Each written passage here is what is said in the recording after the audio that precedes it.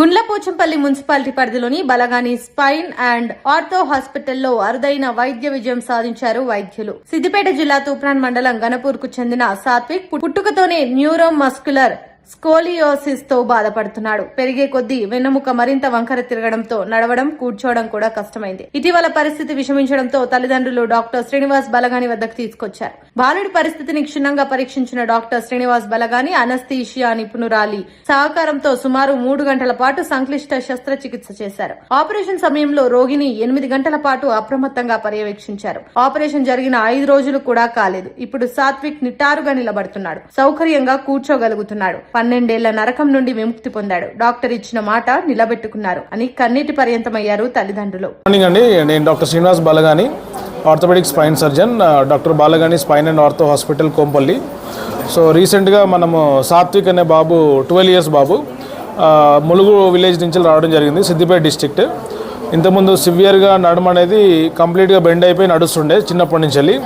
రీసెంట్గా చాలా సివియర్గా నడమ అనేది కంప్లీట్గా బెండ్ అయిపోవడం వల్ల కూర్చోడానికి కూడా ఇబ్బంది అవుతుండే, నడవడానికి కూడా ఇబ్బంది అవుతుండే. సో దానికోసమని మనం ఎవాల్యుయేట్ చేసి దీన్ని న్యూరోమస్కులర్ స్కోలియోసిస్ అంటాము. నడుమ అనేది కంప్లీట్గా మజిల్స్ వీక్ ఉండడం వల్ల ఒక సైడ్ బెండ్ అవ్వడం జరిగింది. సో దీనికి ఆపరేషన్ ఆల్మోస్ట్ 5 days బ్యాక్ చేసినాము. 8 hours పట్టింది సర్జికల్ టైము. సో దీనికి ఇంట్రా ఆపరేటివ్ మానిటరింగ్, అంటే ఆపరేషన్ చేస్తున్నప్పుడు సిగ్నల్స్ చూసుకుంటూ ఆపరేషన్ చేస్తాము. ఆ మానిటరింగ్ సిస్టమ్ యూజ్ చేసి మనం ఆపరేషన్ చేసినాము. సో ఇప్పుడు ఆపరేషన్ చేసినాక చాలా బాగా కరెక్ట్ అయినాడు. ఇప్పుడు ఆల్మోస్ట్ నియర్ కంప్లీట్ స్ట్రైట్ వరకు అయినాడు. మంచిగా నడుస్తున్నాడు, స్ట్రైట్గా ఉన్నాడు.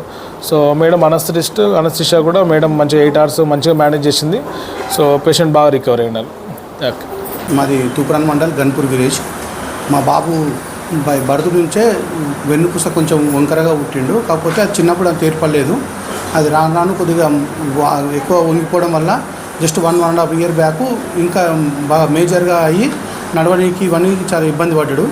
ఇట్లా పడడం వల్ల నేను ఇట్లా లోకల్ మా బ్రదర్ ద్వారా సార్ ఇక్కడ చేశారని చెప్పి తెలిసింది.